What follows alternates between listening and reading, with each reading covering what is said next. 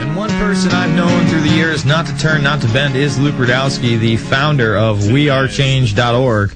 And, of course, Luke was detained this Saturday, just got out Sunday evening. Now, Anthony, why don't you tell us what happened to you and just break it down from the very beginning right before you get to the Hilton. Before we get to the Hilton? Yeah.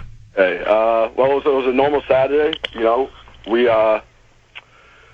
were at Ground Zero first. We did our little street action there. Everything was good there. We had planned to see Bloomberg from early in the week. You know, we had it on our meetup.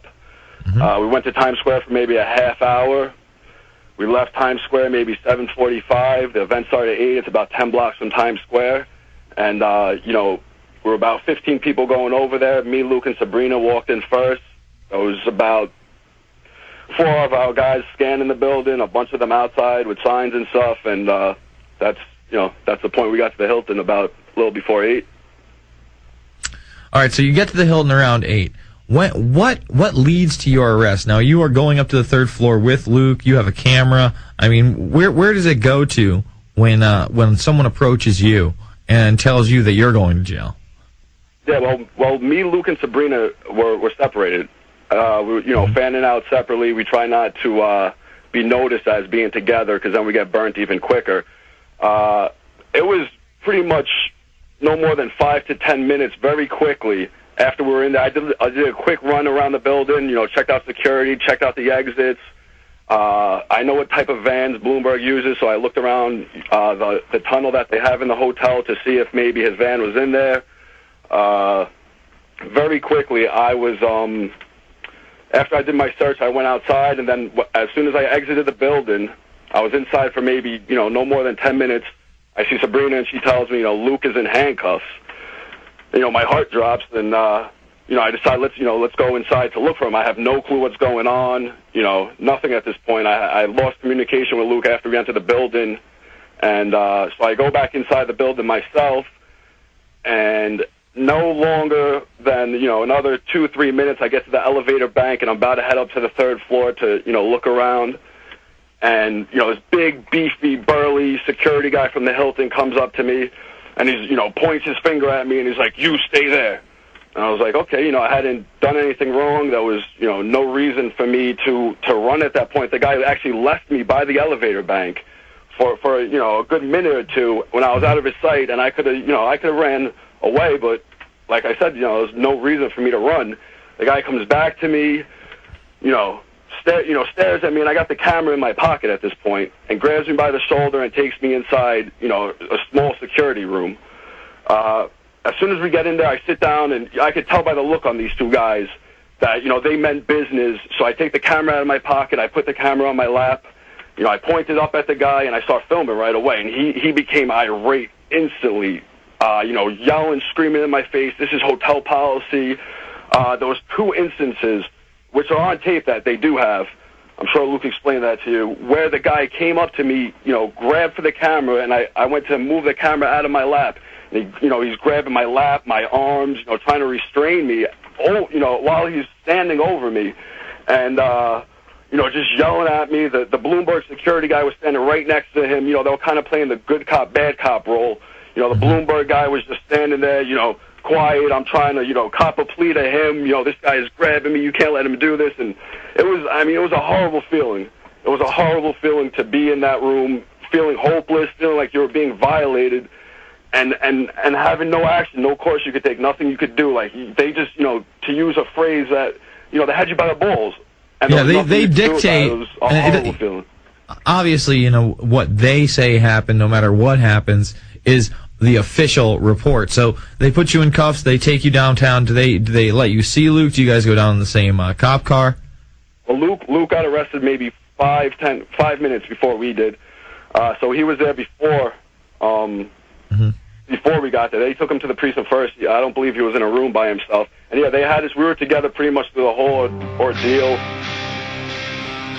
All right, Anthony, we're going to come back to Luke and Anthony of WeAreChange.org being detained for no purpose, really, other than to stop hard questions from being asked of Mayor Bloomberg, who's supposed to be taking care of the first responders that did so much for us on 9/11. We'll be back after this. It's the InfoWarrior with Jason Bermas, PrisonPlan.tv, Infowars.com.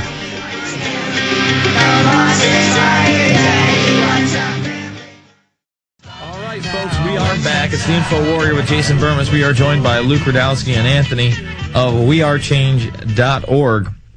Now, why don't you explain to people? Can I get into the issues that happened before this? Because this is very critical to understand. That's exactly what I was going to start talking about, Luke. I want to know what led up to this, and the fact that, Bloomberg has really just turned a cold shoulder towards the first responders. At one point, it did look like he was going to help them and made the major media, but once it was followed up on, he totally turned his back on them. Go ahead. Exactly. I was actually filming for my new film, Truth to Power, during this whole thing, and even months before that, we confronted Mayor Bloomberg 5 times, all over his press conferences, even on his own radio show that he has here, where we called in and confronted him on why he's not supporting our Not 11 heroes. And he does not have a response. He does not have an answer to our questions. And his secretary actually reached out to first responder organizations that are helping out first responders. And he told them, if Luke Rudkowski and We Are Change keeps confronting, I'm not going to help you at all. If you let this kid, Luke Rudkowski, stop confronting me, I will support the James Droga bill, even though I didn't support it when it first came into Congress. We'll help out first responders. I will do the right thing. Now, what happened after that? I backed off, and first responders came to me, and they were like, Luke, just please stop. This is for the greater good. And if you stop confronting Mayor Bloomberg, he will actually help us. He promised us that he's going to help us and help support the James Droga bill and help pass it in Congress and help us out with fundraisers and all these other things that he promised them. But what people don't understand is you can't make deals with devils. Continue. That's what I said, and I was against it, but I did not want to disrespect my first responder friends and people who I was very close with. So I respected what first responders came to me and said, and I left Bloomberg alone for months on months. And the man even walked by me a couple of times. I have video of Bloomberg just walking by me, and I had to be silent and quiet because I did not want to mess up the fact that he would maybe help out the first responders. Deep down, I knew he wasn't. I didn't want to disrespect the first responders in doing so. And now, you had to give him that chance. Reintroduced into Congress, and Mayor Bloomberg is opposed to it when he promised he was going to support it. A couple of days ago, Mayor Bloomberg cut over 5,000 workmen's compensation and benefits of first responders. So 5,000 sick first responders got their benefits cut by Bloomberg in the last couple of days. The first responders have came to me, and they're like, Luke, go get him. Luke, he screwed us over. He lied to us. He's not supporting the James Droga bill. He's not helping us out at all. He's cutting down even more pensions, more benefits for first responders. Luke, go get him. And that's what I was told by first responders. Go get him. You have to go nail this man. And that's when we started planning for it. And that's when he was doing an event at the Hilton Hotel, and that's when we came after him. And it was literally like they were preparing for it. They were waiting for it. And coming outside, I never saw as many police cars and police officers outside of an event with the mayor. He usually has a couple police officers, but this time it was just huge. They were everywhere, especially NYPD intelligence with their suits on and their slicked hair and their little earpieces. They were everywhere. And that's when they set us up, and that's when they lied right to their face. They lied in their testimony and their statements, which is illegal and is against the law. And now they're holding all the evidence and the footage at the police precinct. So this is another outrageous lie. So he lied to us the first time, and now he's lying again.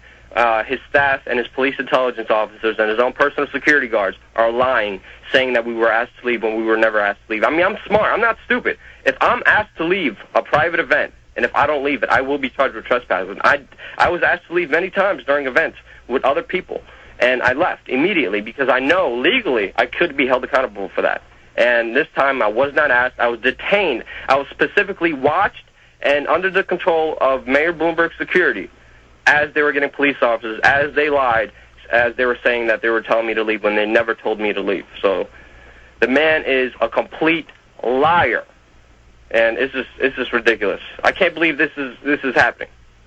Well, Luke Rudkowski's mama didn't raise no fool, let me tell you, and she really did raise a brave young man, and I know that you would have left if you were told to leave. You know the rules of the game. You know what I mean? I mean, you're very smart. You hold the camera, you ask the questions, you bring the press passes. If you're asked to leave a private property, you leave that private property.